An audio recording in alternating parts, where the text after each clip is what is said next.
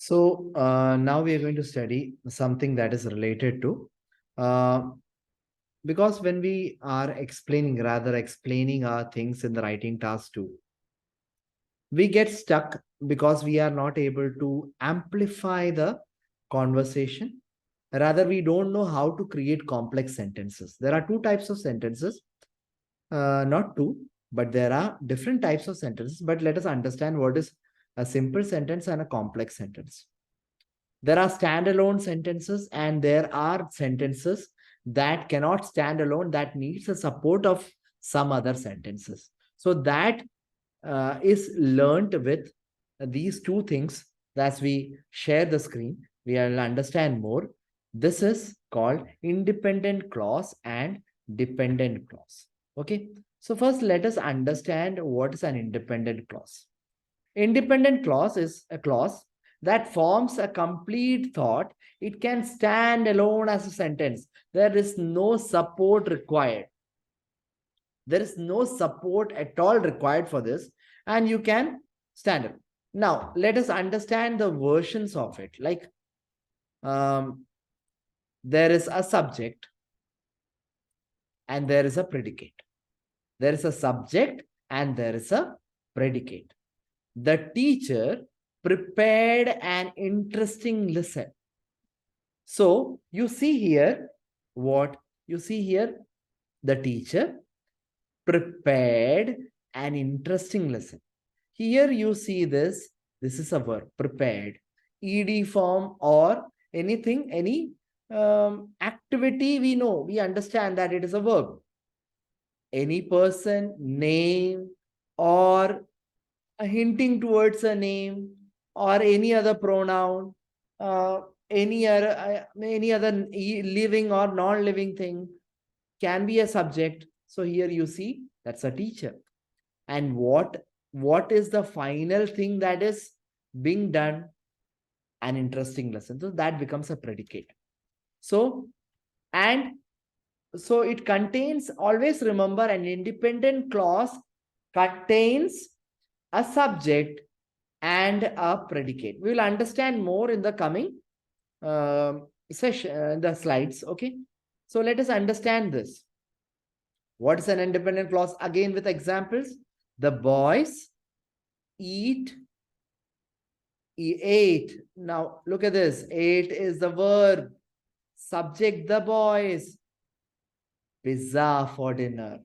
So you see here, that is subject, verb, and predicate again. It's an independent clause. It is a standalone sentence. It is complete sentence. It does not require any support. And that is why it is called independent clause. I'll give you one more example. You see here, we. Now, as I said, it is a subject, we. Okay, a pronoun. You can use anything. Okay, any noun form. And live. Live is a verb in a beautiful city. So that's a predicate. So here you find these are all sentence is complete in every case. Now, what is a dependent clause? As the word itself says, dependent, needs a support. It does not form a complete thought. It does not form a complete thought. It often requires a support of subordinate conjunctions. Subordinating conjunction, I'll teach you when we understand this. Now, let us understand. I was a child. Subject is there. Verb is there. Predicate is there. But it is not complete. When I was a child, not complete.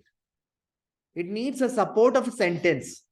So that is why it is called dependent clause, and it is very essential, not just in IELTS as we are studying, but it's also essential in anything, any English-based exam, be it IELTS, be it TOEFL, be it OET. So any sort of exam, you need to understand what is a dependent clause and a dependent clause. Okay. So dependent clause. So when I was a child, I loved going fishing. You see here, I loved going fishing. It's a complete sentence, but uh, this sentence is not complete in any case. This sentence is not a complete sentence. When I was a child, so it needs a support of a sentence again. So when I was a child, I loved going fishing. Complete sentences. Complete sentence. Now, what is the dependent clause? Again, with another example is because he is tired. What because he's tired? It is not a complete thought. After we finish basketball practice, it is not a complete idea. Before I moved to Italy, again, it's not a complete idea. So it needs a support of subordinate conjunction. I hope you have got it. So you have to mark this because this is where we lack it. These dependent and independent clause are going to give a depth to your conversation. Let us understand this more with more examples. So combining the independent and dependent clause, grandpa is taking a nap because he's tired. So that is more complete. After we finish basketball practice, we should get ice cream. Before I moved to Italy, I lived in a small village in Canada. So you see here, the first part of it is, this is independent clause and this is dependent clause because he is tired. It is not complete. It is not a standalone sentence. Again, you see, this is not a standalone sentence because after we finish basketball practice, it is incomplete. This is complete. We should get ice cream. Complete sentence.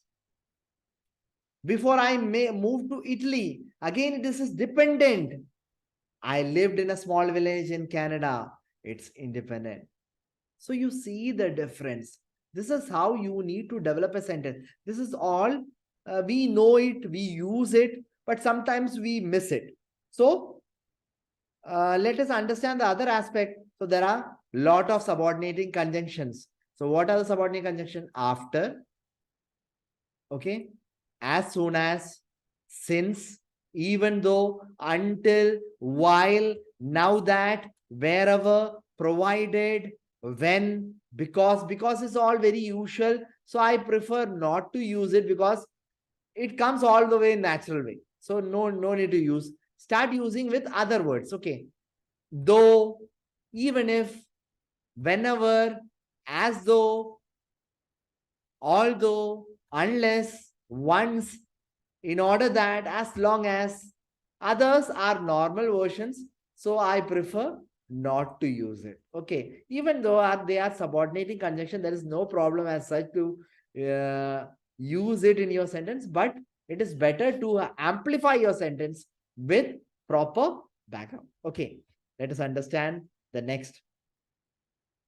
Now let us identify this sentence. Let us, this is something, we are going to the cinema together. So this is independent clause. Because while I was studying at university, this is a dependent clause because we are using while here. We laughed. Again, this is independent. So I'll put a cross for dependent clauses. After you get home from church, again, it is a dependent clause. Whenever my mom sends me a package in the mail, this is dependent and it is not complete. The boys played football with their friends last night. It is complete. Now, because I am exhausted, again, this is a dependent clause. I hope you have got this. Okay. I just want to just summarize all this. Independent clause makes sense when you are using with a subject and a verb. Jane ate pasta. Sam went to park. Dependent clause, a group of words and contain a subject verb but does not make a sense, does not make any many sense. So it starts with it starts rather with subordinating conjunction. That is why that becomes an dependent clause and rather it is incomplete. Okay. So because she was very hungry. So we can add this Jane ate pasta because she was very hungry. Sam went to park after he finished school. So this is how you need to amplify your sentence. Start using, these are basic things, but you need to start using this independent clause very efficiently in your conversation to get the depth in your writing. These are very, very, very essential things.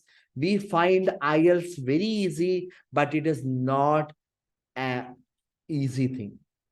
If you encounter this with the hard work and what is required to be done in writing and speaking, you are definitely going to score 8. But for that, you need a uh, proper systematic way of explaining the things, be it writing, be it speaking. Okay. So that's the end of the session.